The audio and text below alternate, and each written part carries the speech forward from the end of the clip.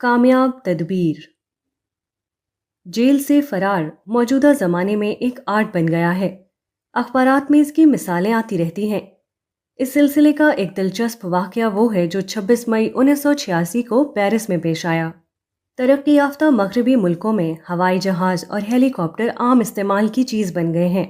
وہاں کوئی شخص اسی طرح ایک ہیلی کاپٹر کرائے پر لے سکتا ہے جس طرح ہندوستان جیسے ملکوں میں موٹر کار کرائے پر حاصل کی جاتی ہے۔ مذکورہ تاریخ کو ایک 30 سالہ عورت نے ایک تجارتی ادارے ایئر کانٹیننٹ سے ایک ہیلی کاپٹر کرائے پر لیا۔ وہ خود اس کو اڑاتی ہوئی پیرس کے جیل کے اوپر پہنچی اور طے شدہ پروگرام کے مطابق ایک قیدی کو لے کر فرار ہو گئی۔ اس جیل میں ایک 34 سالہ شخص قید تھا۔ اس کا نام مائیکل ووژور بتایا گیا ہے۔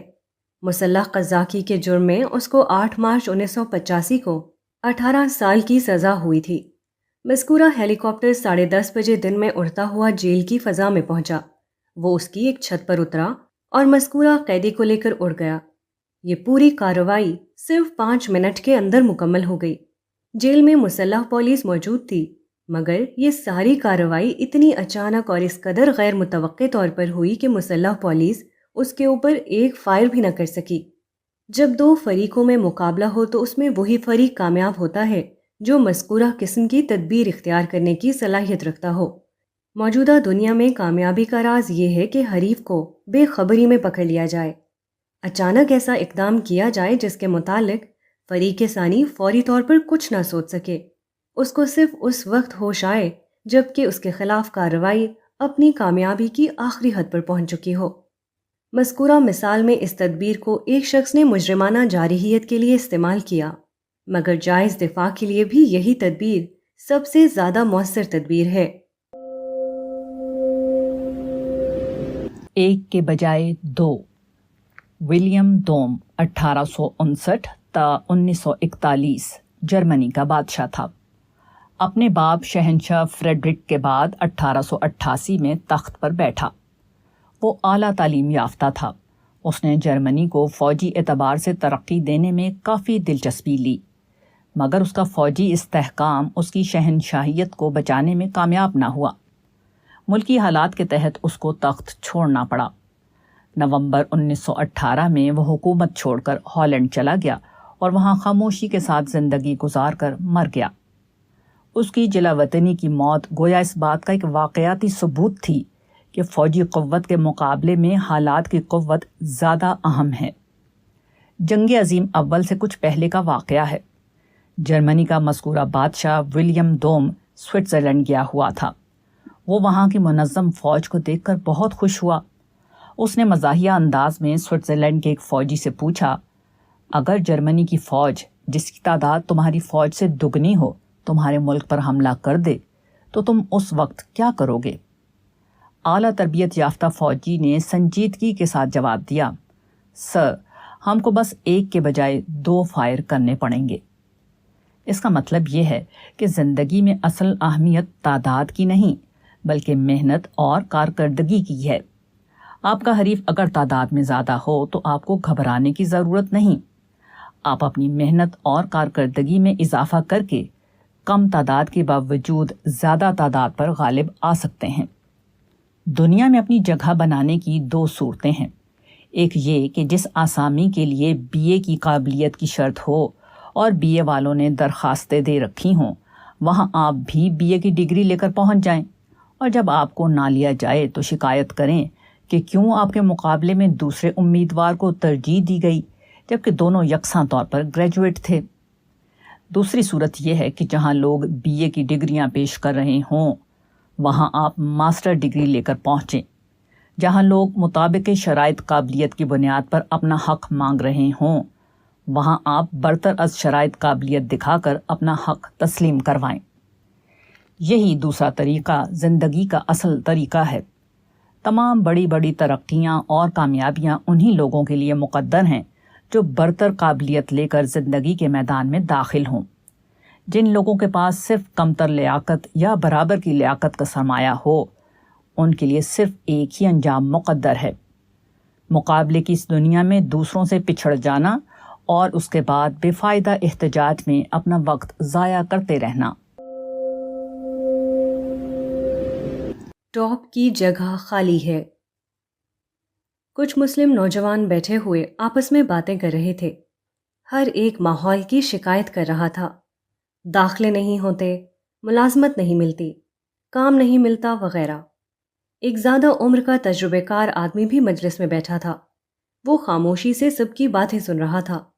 آخر میں اس نے کہا، آپ لوگوں کی شکایتیں بالکل بے جا ہیں۔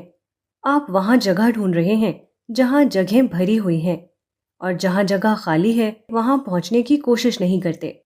آپ لوگ اونچی لیاقت پیدا کریں، پھر آپ کے لیے مایوسی کا کوئی سوال نہ ہوگا، کیونکہ عام جگہیں اگرچہ بھری ہوئی ہیں مگر ٹاپ کی جگہ ہر طرف خالی ہے۔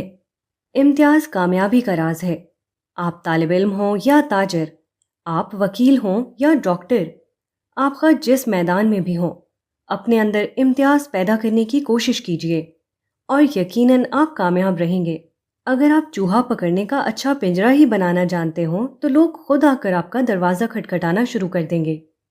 لوگوں کی غلطی یہ ہے کہ جس قسم کے پنجرے بازار میں بھرے ہوئے ہیں اسی قسم کا ایک اور پنجرا بنا کر بازار میں بیٹھ جاتے ہیں اور پھر شکایت کرتے ہیں کہ ہمارا پنجرا فروخت نہیں ہوتا۔ اگر آپ محنت کریں اور اپنے دماغ کو استعمال کر کے امتیازی پنجرا بنائیں تو یقیناً لوگ اس کو خریدنے کے لیے ٹوٹ پڑیں گے۔ ہر ماحول میں ہمیشہ تعصب اور تنگ نظری موجود ہوتی ہے، یہ بالکل فطری ہے، مگر تعصب اور تنگ نظری کے عمل کی ایک حد ہے۔ اگر آپ اس حد کو پار کر جائیں تو تعصب اور تنگ نظری ہو کر بھی آپ کو کوئی نقصان نہیں پہنچے گا۔ آپ کے نمبر 45% ہیں اور آپ کے حریف کے 40%، تو عین ممکن ہے کہ تعصب آپ کی راہ میں حائل ہو جائے اور آپ کو نہ لیا جائے۔ لیکن اگر ایسا ہو کہ حریف کے نمبر 40% ہیں اور آپ کے نمبر 80%، تو تعصب اور تنگ نظری کی تمام دیواریں گر جائیں گی اور یقینی طور پر آپ اپنے حریف کے مقابلے میں کامیاب رہیں گے۔ معمولی جگہیں بھری ہوئی ہیں مگر ٹاپ کی جگہ خالی ہے۔ پھر کیوں نہ آپ اس خالی جگہ پر پہنچنے کی کوشش کریں جو اب بھی آپ کا انتظار کر رہی ہے۔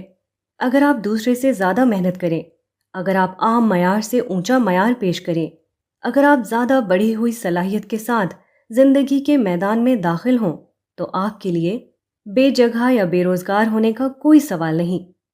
ہر جگہ آپ کی جگہ ہے، کیونکہ وہ اب تک کسی آنے والے کے انتظار میں خالی پڑی ہوئی ہے۔ کامیاب انسان۔ لی آئی کوکا کی پیدائش 1924 میں ہوئی۔ ان کے والدین بہت غریب تھے اور وہ تلاش معاش میں اٹلی چھوڑ کر امریکہ چلے گئے۔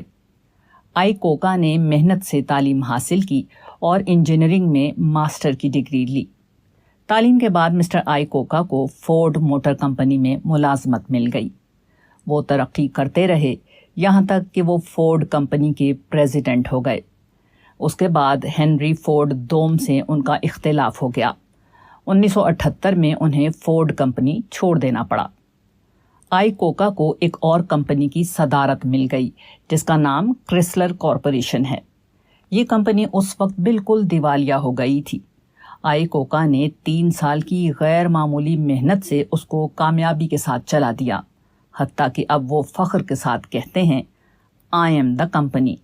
آئی کوکا نے اپنی سوانح عمری لکھی ہے جس کا نام ہے آئی کوکا این آٹو بایوگرافی۔ اس خود نوش سوانح عمری میں بہت سے قیمتی تجربات ہیں۔ انہوں نے اپنے ایک تجربے کو ان الفاظ میں بیان کیا ہے: The key to success is not information, it's people. And the kind of people I look for to fill top management spots are the eager beavers. These are the guys who try to do more than they are expected to. کامیابی کی کنجی معلومات اور ڈگریاں نہیں ہیں، یہ دراصل افراد ہیں، اور میں اپنی کمپنی کے بڑے عہدوں کے لیے جس قسم کے افراد کی تلاش میں رہتا ہوں وہ عمل کے شائق لوگ ہیں۔ یہ وہ آدمی ہیں جو اس سے زیادہ کام کرنے کی کوشش کرتے ہیں جتنی ان سے کرنے کی امید کی گئی ہو۔ امید سے زیادہ کام کرنا سنجیدہ اور باعمل آدمی کی قطعی پہچان ہے۔ جو لوگ امید سے زیادہ کام کرنے کی کوشش کریں وہی وہ لوگ ہیں جو اپنی زندگی میں امید سے زیادہ کامیاب ہوتے ہیں۔ خود اعتمادی کا راز۔ حبیب بھائی نے 12 فروری 1984 کو اپنا ایک واقعہ بیان کیا۔ وہ چند سال پہلے یورپ کے ایک سفر پر گئے تھے۔ اس سلسلے میں وہ لوزین سوئٹزرلینڈ بھی گئے۔ وہاں انہوں نے ایک دکان سے ایک کیمرہ خریدا۔ یہ کیمرہ انہیں ہندوستانی قیمت کے لحاظ سے 5,000 روپے میں ملا۔ انہوں نے کیمرہ لے لیا، مگر بعد میں انہیں احساس ہوا کہ انہوں نے غلطی کی ہے۔ ان کو یورپ سے واپسی میں عمرے کے لیے سعودی عرب بھی جانا تھا۔ انہوں نے سوچا کہ سعودی عرب میں یہ کیمرہ تقریباً 3,000 روپے میں مل جائے گا، پھر یہاں میں اس کو مہنگی قیمت میں کیوں خریدوں؟ اب انہوں نے چاہا کہ اس کیمرے کو واپس کر دیں، مگر فوراً خیال آیا کہ جب میں دکان پر جا کر واپسی کے لیے دکاندار سے کہوں گا تو وہ پوچھے گا کہ کیوں واپس کر رہے ہو۔ واپسی کو برحق ثابت کرنے کے لیے مجھے کیمرے میں کوئی نقص بتانا ہوگا۔ چنانچہ انہوں نے ادھر ادھر دیکھ کر یہ چاہا کہ کیمرے میں کوئی خرابی دریافت کریں تاکہ اس کا حوالہ دے کر اپنی واپسی کو درست ثابت کر سکیں، مگر تلاش کے باوجود کیمرے میں کوئی نقص نہ ملا۔ تاہم ان کی طبیعت اندر سے ضد کر رہی تھی۔ چنانچہ وہ کیمرہ لے کر دوبارہ دکان پر گئے۔ وہاں کاؤنٹر پر ایک خاتون کھڑی ہوئی تھی۔ انہوں نے کہا کہ یہ کیمرہ میں نے آپ کے یہاں سے خریدا تھا، اب میں اس کو واپس کرنا چاہتا ہوں۔ جب انہوں نے یہ بات کہی تو ان کی توقع کے خلاف خاتون نے واپسی کی وجہ دریافت نہیں کی۔ اس نے صرف یہ پوچھا کہ آپ اپنی رقم ڈالر میں چاہتے ہیں یا ملکی سکے میں؟ انہوں نے کہا کہ ڈالر میں۔ خاتون نے اسی وقت واپسی کا پرچہ بنایا۔ وہ اس کو لے کر دوسرے کاؤنٹر پر پہنچے۔ وہاں فوراً ان کو مذکورہ ڈالر واپس کر دیے گئے، جیسے کہ رقم اور مال میں اس کے نزدیک کوئی فرق ہی نہیں۔ سوئٹزرلینڈ کے دکاندار نے کیوں ایسا کیا کہ کچھ کہے بغیر فوراً کیمرہ واپس لے لیا اور فوری قیمت لوٹا دی؟ اس کی وجہ یہ تھی کہ اس کو اپنے مال کی کوالٹی پر پورا بھروسہ تھا۔ اس کو یقین تھا کہ میرا مال چونکہ معیاری ہے، اس لیے ضرور کوئی نہ کوئی اسے خرید لے گا، خواہ ایک شخص اسے خریدے یا دوسرا شخص۔ استحقاق پیدا کیجیے۔ ایم اے خان ہائر سیکنڈری کے امتحان میں اچھے نمبروں سے پاس ہوئے تھے، مگر کسی وجہ سے وہ بر وقت آگے داخلہ نہ لے سکے، یہاں تک کہ اکتوبر کا مہینہ آ گیا۔ اب بظاہر کہیں داخلہ ملنے کی صورت نہ تھی، تاہم تعلیم کا شوق ان کو ہندو سائنس کالج کے پرنسپل کے دفتر میں لے گیا۔ جناب، میں بی ایس سی میں داخلہ لینا چاہتا ہوں، انہوں نے ہندو پرنسپل سے کہا۔ یہ اکتوبر کا مہینہ ہے، داخلے بند ہو چکے ہیں، اب کیسے تمہارا داخلہ ہوگا؟ بڑی مہربانی ہوگی اگر آپ داخلہ لے لیں، ورنہ میرا پورا سال بیکار ہو جائے گا۔ ہمارے یہاں تمام سیٹیں بھر چکی ہیں، اب مزید داخلے کی کوئی گنجائش نہیں۔ پرنسپل اتنی بے رخی برت رہا تھا کہ بظاہر ایسا معلوم ہوتا تھا کہ وہ ہرگز داخلہ نہیں لے گا، اور اگلا جملہ طالب علم کو شاید یہ سننا پڑے گا کہ کمرے سے نکل جاؤ۔ مگر طالب علم کے اصرار پر اس نے بددلی سے پوچھا، تمہارے مارکس کتنے تھے؟ پرنسپل کا خیال تھا کہ اس کے نمبر یقیناً بہت کم ہوں گے، اسی لیے اس کو کہیں داخلہ نہیں ملا۔ چنانچہ طالب علم جب اپنے خراب نتیجے کو بتائے گا تو اس کی درخواست کو رد کرنے کے لیے معقول وجہ ہاتھ آ جائے گی، مگر طالب علم کا جواب اس کی امید کے خلاف تھا۔ اس نے کہا، جناب 85%۔ اس جملے نے پرنسپل پر جادو کا کام کیا۔ فوراً اس کا موڈ بدل گیا۔ اس نے کہا، بیٹھو بیٹھو۔ اس کے بعد اس نے طالب علم کے کاغذات دیکھے، اور جب کاغذات نے تصدیق کر دی کہ وہ واقعی 85% نمبروں سے پاس ہوا ہے تو اسی وقت اس نے پچھلی تاریخ میں درخواست لکھوائی۔ اس نے ایم اے خان کو نہ صرف تاخیر کے باوجود اپنے کالج میں داخل کر لیا، بلکہ کوشش کر کے ان کو ایک وظیفہ بھی دلوا دیا۔ یہی طالب علم اگر اس حالت میں پرنسپل کے پاس جاتا کہ وہ 3rd کلاس پاس ہوتا اور پرنسپل اس کا داخلہ نہ لیتا تو طالب علم کا تاثر کیا ہوتا؟ وہ اس طرح لوٹتا کہ اس کے دل میں نفرت اور شکایت بھری ہوتی۔ وہ لوگوں سے کہتا کہ یہ سب تعصب کی وجہ سے ہوا ہے، ورنہ میرا داخلہ ضرور ہونا چاہیے تھا۔ داخلہ نہ ملنے کی وجہ اس کا خراب نتیجہ ہوتا، مگر اس کا ذمہ دار وہ ہندو کالج کو قرار دیتا۔ ماحول کا رد عمل اکثر خود ہماری حالت کا نتیجہ ہوتا ہے، مگر ہم اس کو ماحول کی طرف منسوب کر دیتے ہیں تاکہ اپنے آپ کو بری الذمہ ثابت کر سکیں۔ اگر آدمی نے خود اپنی طرف سے کوتاہی نہ کی ہو، اگر زندگی میں وہ ان تیاریوں کے ساتھ داخل ہوا ہو جو زمانے نے مقرر کی ہیں، تو دنیا اس کو جگہ دینے پر مجبور ہوگی۔ وہ ہر ماحول میں اپنا مقام پیدا کر لے گا، وہ ہر بازار سے اپنی پوری قیمت وصول کرے گا۔ مزید یہ کہ ایسی حالت میں اس کے اندر اعلیٰ اخلاقیات کی پرورش ہوگی۔ وہ اپنے تجربات سے جرأت، اعتماد، عالی حوصلگی، شرافت، دوسروں کا اعتراف، حقیقت پسندی، ہر ایک سے صحیح انسانی تعلق کا سبق سیکھے گا۔ وہ شکایت کی نفسیات سے بلند ہو کر سوچے گا۔ ماحول اس کو تسلیم کرے گا، اس لیے وہ خود بھی ماحول کا اعتراف کرنے پر مجبور ہوگا۔ اس کے برعکس اگر اس نے اپنے کو اہل ثابت کرنے میں کوتاہی کی ہو، اگر وہ وقت کے معیار پر پورا نہ اترتا ہو، اگر وہ کمتر لیاقت کے ساتھ زندگی کے میدان میں داخل ہوا ہو، تو لازماً وہ دنیا کے اندر اپنی جگہ بنانے میں ناکام رہے گا، اور اس کے نتیجے میں اس کے اندر جو اخلاقیات پیدا ہوں گی وہ بلا شبہ پست اخلاقیات ہوں گی۔ وہ شکایت، جھنجھلاہٹ، غصہ، حتیٰ کہ مجرمانہ ذہنیت کا شکار ہو کر رہ جائے گا۔ جب آدمی ناکام ہوتا ہے تو اس کے اندر غلط قسم کی نفسیات ابھرتی ہیں۔ اگرچہ آدمی کی ناکامی کی وجہ ہمیشہ اپنی کمزوری ہوتی ہے، مگر ایسا بہت کم ہوتا ہے کہ وہ اپنے آپ کو قصوروار ٹھہرائے۔ وہ ہمیشہ اپنی ناکامیوں کے لیے دوسروں کو مجرم ٹھہراتا ہے۔ وہ صورتحال کا حقیقت پسندانہ تجزیہ کرنے سے قاصر رہتا ہے۔ کمتر تیاری آدمی کو بیک وقت دو قسم کے نقصانات کا تحفہ دیتی ہے: اپنے لیے بے جا طور پر ناکامی اور دوسروں کے بارے میں بے جا طور پر شکایت۔ پتھر ہر ایک کے لیے سخت ہے، البتہ وہ اس آدمی کے لیے نرم ہو جاتا ہے جو اس کو توڑنے کا اوزار رکھتا ہو۔ یہی صورت ہر معاملے میں پیش آتی ہے۔ اگر آپ لیاقت اور اہلیت کے ساتھ زندگی کے میدان میں داخل ہوئے ہوں تو آپ واقعی اپنی حیثیت سے زیادہ حق اپنے لیے وصول کر سکتے ہیں۔ وقت گزرنے کے بعد بھی ایک اجنبی کالج میں آپ کا داخلہ ہو سکتا ہے، لیکن اگر لیاقت اور اہلیت کے بغیر آپ نے زندگی کے میدان میں قدم رکھا ہے تو آپ کو اپنا واقعی حق بھی نہیں مل سکتا۔ گیس نیچے نہیں سماتی تو اوپر اٹھ کر اپنے لیے جگہ حاصل کرتی ہے۔ پانی کو اونچائی آگے بڑھنے نہیں دیتی تو وہ نشیب کی طرف اپنا راستہ بنا لیتا ہے۔ درخت سطح کے اوپر قائم نہیں ہو سکتا تو وہ زمین پھاڑ کر اس سے اپنے لیے زندگی کا حق وصول کر لیتا ہے۔ یہ طریقہ جو غیر انسانی دنیا میں خدا نے اپنے براہ راست انتظام کے تحت قائم کر رکھا ہے، وہی انسان کو بھی اپنے حالات کے اعتبار سے اختیار کرنا ہے۔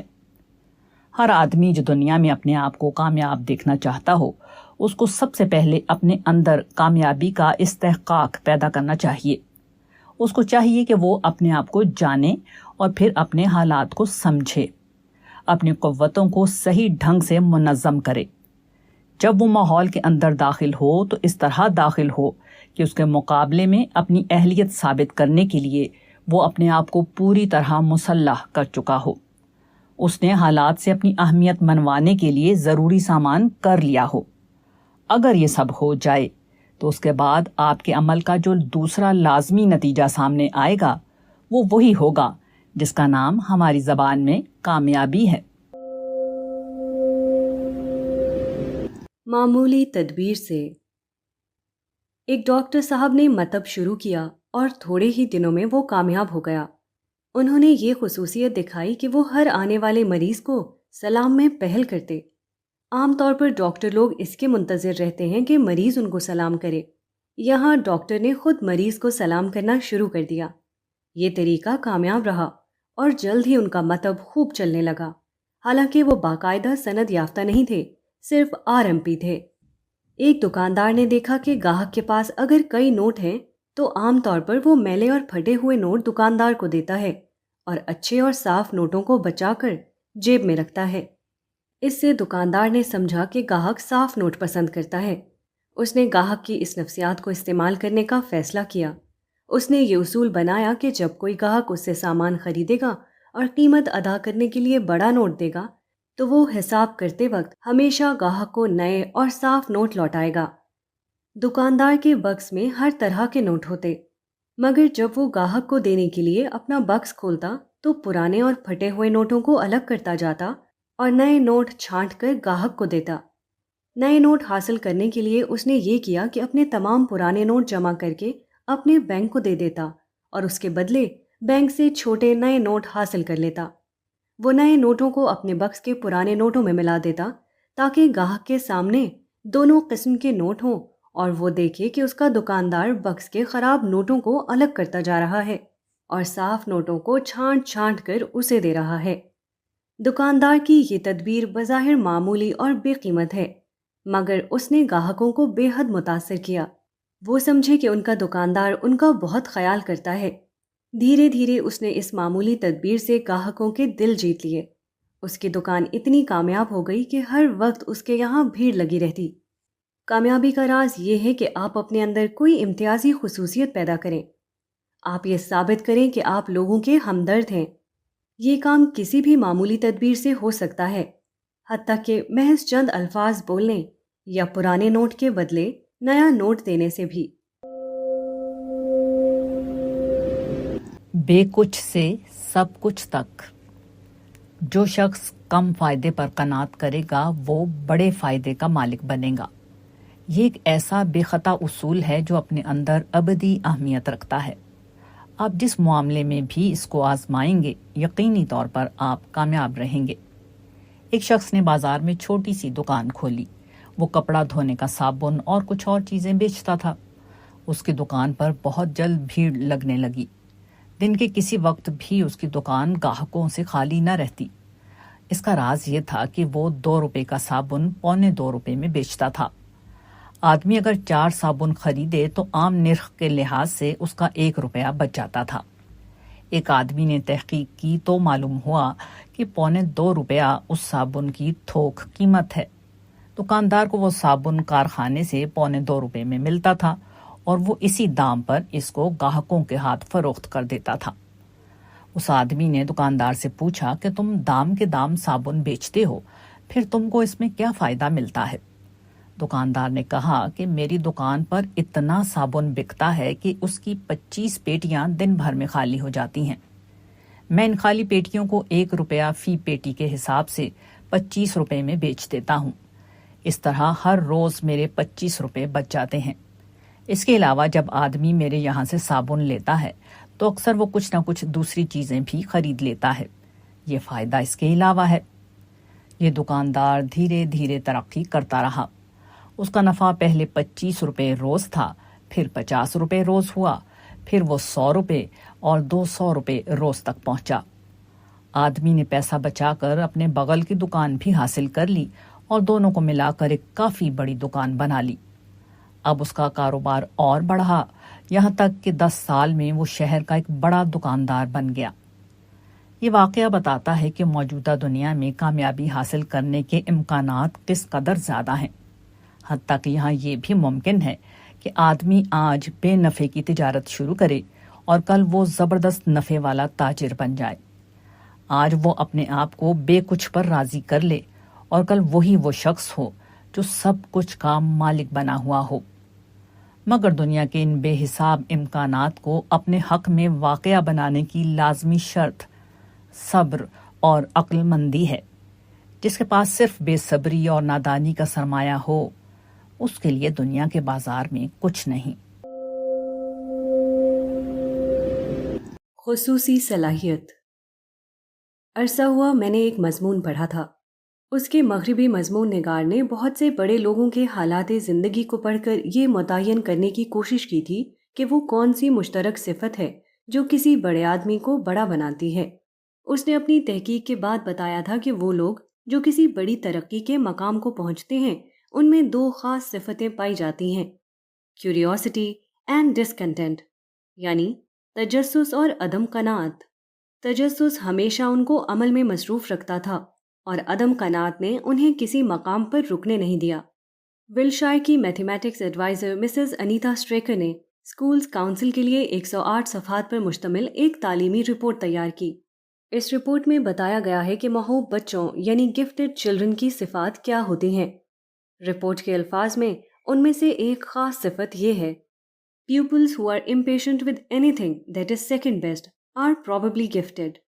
جو طلباء ایسی چیز پر راضی نہ ہوتے ہوں جو دوسری بہتر چیز ہے، گمان غالب ہے کہ وہ خصوصی وہبی صلاحیت کے مالک ہوں گے۔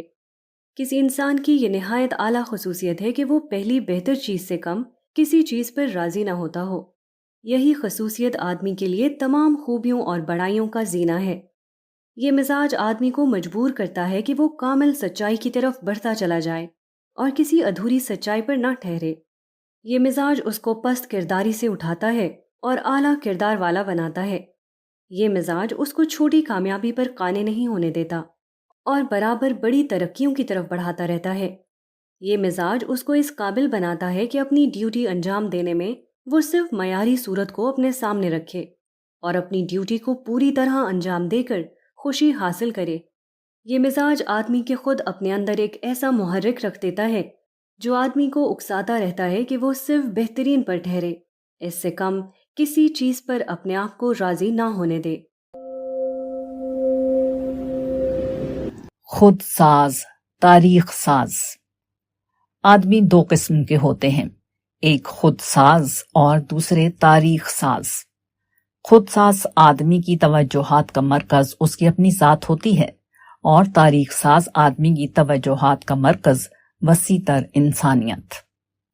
خود ساز آدمی کی سوچ اس کی ذاتی مصلحتوں کے گرد بنتی ہے، اس کے جذبات وہاں بھڑکتے ہیں جہاں اس کے ذاتی فائدے کا کوئی معاملہ ہو، اور جس معاملے کا تعلق اس کے ذاتی فائدے سے نہ ہو وہاں اس کے جذبات میں کوئی گرمی پیدا نہیں ہوتی۔ خود ساز آدمی اپنے ذاتی نفع کے لیے ہر دوسری چیز کو قربان کر سکتا ہے، خواہ وہ کوئی اصول ہو یا کوئی قول و قرار، خواہ وہ کوئی اخلاقی تقاضا ہو یا کوئی انسانی تقاضا۔ وہ اپنی ذات کے لیے ہر دوسری چیز کو بھلا سکتا ہے، وہ اپنی خواہشات کے لیے ہر دوسرے تقاضے کو نظر انداز کر سکتا ہے۔ تاریخ ساز انسان کا معاملہ اس کے بالکل برعکس ہوتا ہے۔ وہ اپنی ذات کے خول سے نکل آتا ہے، وہ برتر مقصد کے لیے جیتا ہے، وہ اصولوں کو اہمیت دیتا ہے نہ کہ مفادات کو، وہ مقصد کے لیے تڑپنے والا انسان ہوتا ہے نہ کہ مفاد کے لیے تڑپنے والا انسان۔ وہ اپنے آپ میں رہتے ہوئے اپنے آپ سے جدا ہو جاتا ہے۔ تاریخ ساز انسان بننے کی واحد شرط خود سازی کو چھوڑنا ہے۔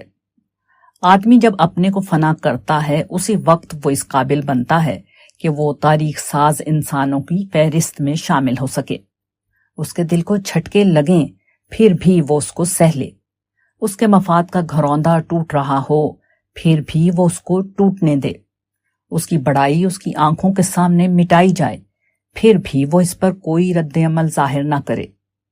تاریخ سازی کے لیے وہ افراد درکار ہیں جو خود سازی کی خواہشات کو اپنے ہاتھ سے ذبح کرنے پر راضی ہو جائیں، جو صرف اپنے فرائض کو یاد رکھیں اور اپنے حقوق سے دستبرداری پر خود اپنے ہاتھ سے دستخط کر دیں۔ ایک کردار ادا کرنے کے لیے $22 ملین کے خرچ سے گاندھی کے نام پر ایک فلم بنی ہے جس میں مہاتما گاندھی کی زندگی کو دکھایا گیا ہے۔ اس فلم کو بنانے والے ایک انگریز سر رچرڈ ایٹنبورو ہیں۔ وہ 20 سال سے اس فلم کو بنانے کی کوشش کر رہے تھے مگر کامیابی نہیں ہو رہی تھی۔